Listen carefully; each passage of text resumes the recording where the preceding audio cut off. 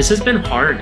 I think it's been hard for everyone. And like, it's been hard at Jellyvision. I know like we work with large employers. Lots of large employers have furloughed tons of their employees. Those employees go through our software and they're not going through our software right now. I don't think it'll shock anyone on the call to say that many companies are having bad years. So like in the midst of this pandemic, we have to figure out how to make the business succeed and how to help our employees who are also going through those challenges. Like the triple pulls as leaders of humans, I think has been some of the most interesting stuff and some of the hardest, because like me and 3 other leaders at Jellyvision, like jokingly, we were trying to figure out if we could do something to help people around burnout. Like, could we talk to them about it?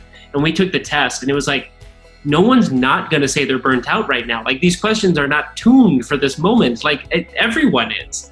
And just going through that as humans and being able to like finding the right balance of talking to your teams about where you are, but also making sure to lead and to show that vision for where things are going to go, even when some days you're not sure you see it, has definitely been a healthy part of the challenge. The challenges was really around, we were built for remote, but we weren't, right? We weren't a remote company, but we could do it. We in Chicago, you have snow days and you just got to be prepared for it, right? And sometimes you have snow weeks.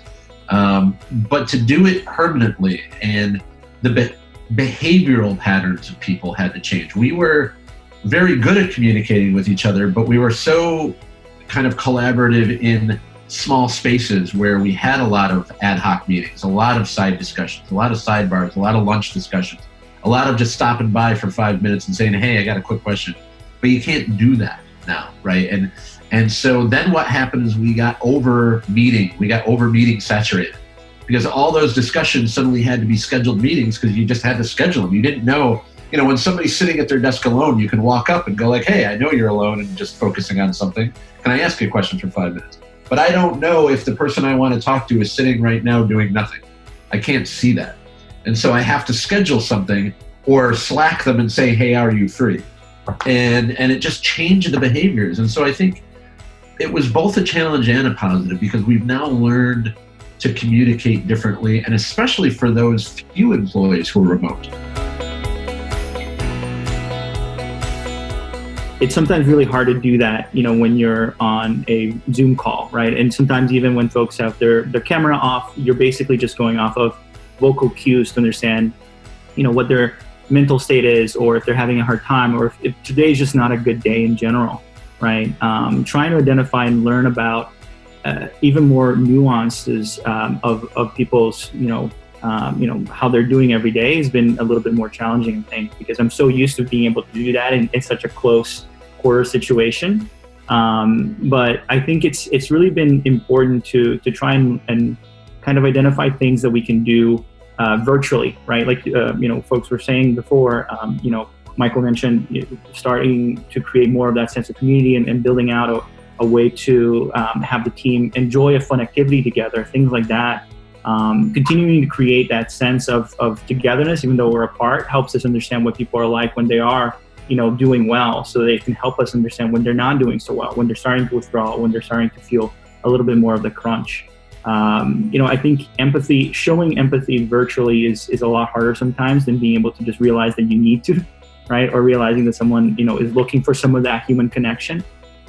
So you have to weigh out, should I get on a call and try to connect with them more, or is that just going to further their burnout?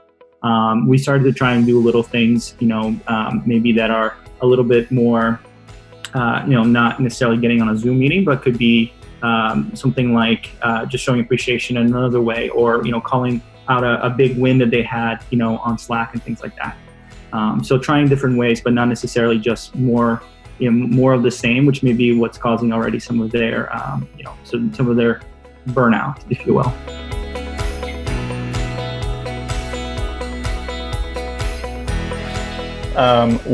Worst case, there's a scattershot approach. Like, here's a bunch of stuff. Do you like board games? Do you like baking bread? Do you want to try pizza? Here you go. Best case, there's sort of official offerings. And then there's also support and space during what we used to call the workday to do things that aren't necessarily like a meeting with an agenda. going back to my opening statement, like this has accelerated all this sort of societal cultural change.